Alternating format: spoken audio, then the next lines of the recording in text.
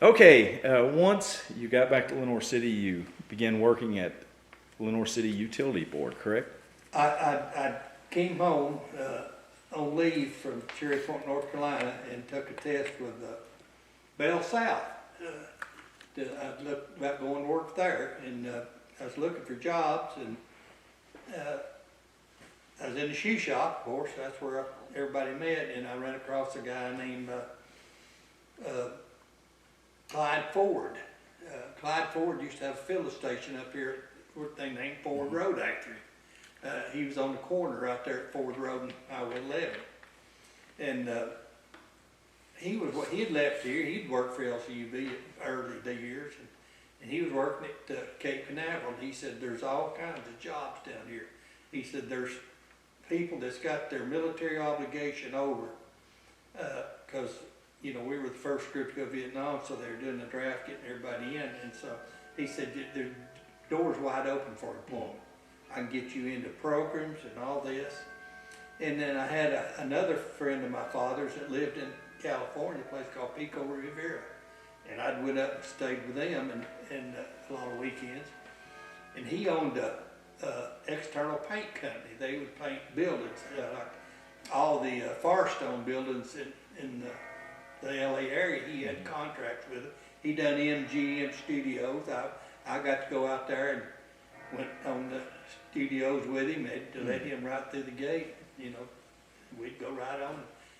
There's a movie, Dr. Kildare, and they were doing that back then. I got to go watch them film some of that thing.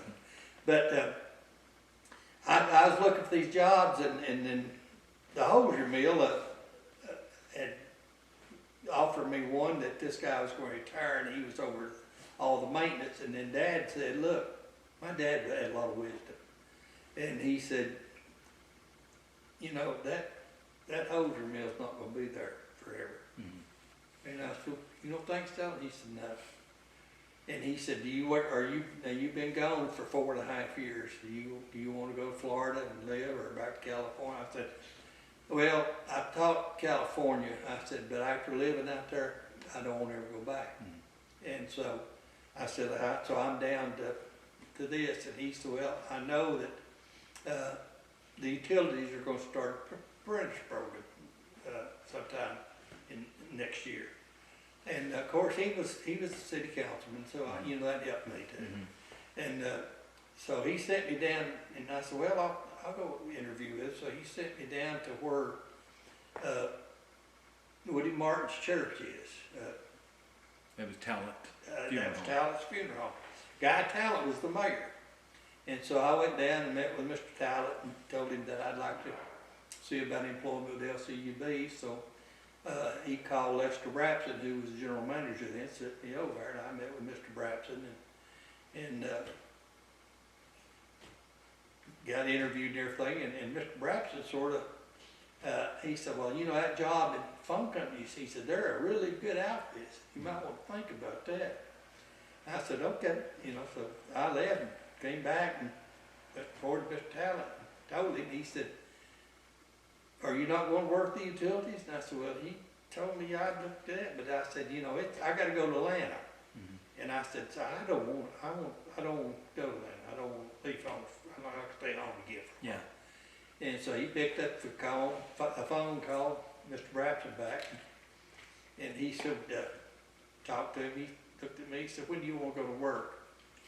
I said, I get out of the Marine Corps on, I think it was October the 23rd, on a Thursday. And I said, can I have Friday off and I'll come in Monday? And he said, you sure you want to do that quick? I said, yeah. So I did that, and I thought, well, I'll take that job till I find out what I'm really wanting to do. And like I say, I started out as just a groundman till they started that apprenticeship. Then me and Jerry Spoons, and who's still alive, and Bill Connor started apprenticeship together. And then we all came journeyman linemen, and then I was started saying, I really don't know if I want to climb these poles the rest of my life. So I took my GI Bill, went to UT, for about I got my third year all at night. It seemed like eternity, and then when I had my second child, I just said I can't keep up with it. So I quit school, which I regret. But things happened. They moved me into engineering, and then I was an engineer at aide. Then Lum Robson was superintendent, and Kenneth Spoons, that's deceased now. He was assistant superintendent, and then Lum retired, and Kenneth moved up, so they moved me up there. A guy named Sam Stout he worked there, and he helped me a lot. He's deceased now. And then when Spoons left, I became superintendent, and then superintendent of the whole board. Then after the last 5 years of my life, I was general manager. So, Of all the jobs that you had, let's say if all of them paid the very same thing, from entry all the way to general manager, which one did you enjoy the most? I was on what we called a service truck back then. If they would say they built in Harrison Hill subdivision, and you come in here and they're putting all these temporary poles up and building houses, that service truck come in, and the lines are already built on the roads, and you come in and hook up a line to the transformer and give them temporary power, and then move it from that. Like when the house is built, put it in permanent. I probably enjoyed that. It was two-man crew. Me and Bobby Johnson was on there, and Bill Lindsay was my grounders. Yeah. And that's probably the best job I had at LCUB, been on that service truck. The general manager's job was so interesting. And I love dealing with employees. I always felt that I had the gift of administration.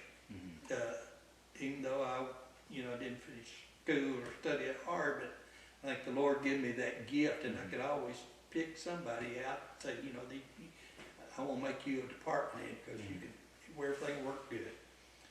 But politics changed, and then I just didn't like dealing with the politics, where I didn't have to when I was on other jobs down there. What was the most rewarding part about working as general manager? Oh, the people, the employees. I remember this one guy told me, said, when you become general manager, and I always try to be friends with everybody and have fun with everybody, and I always respected everybody. And he said, "Now you've got to stop that, and you can't be friends. You're going to be the general manager. You're going to have to lay down the law and all this stuff." And I said, "No." I said, my military training taught me, how to deal with people and discipline, and if a person does wrong, they do wrong, but that don't mean I don't like them or we can't get. And I guess my most rewarding part was the way that the utilities seemed to come together as one big family. We knew everybody about everything.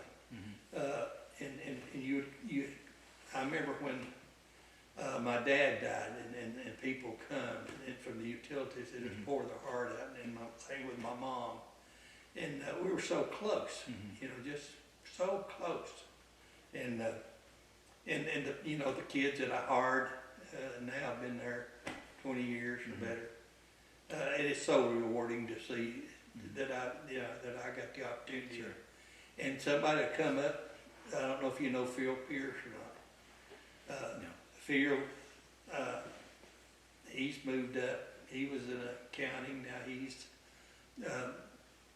over, I don't know, all operations out there. And every time I see Phil and somebody's with him, he'll say, "Freddie's the reason that I've got this position." Now, what was the year that you retired? I retired in 2010. Okay. January 2010. I spent 44 years down there. Wow.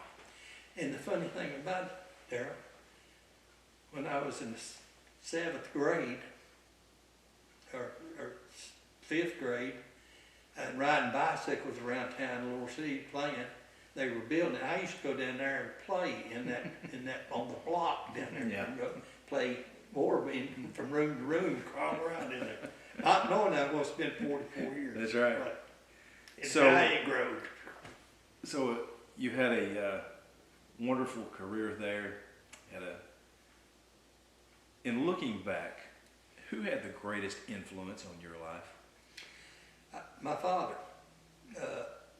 My father. He didn't push me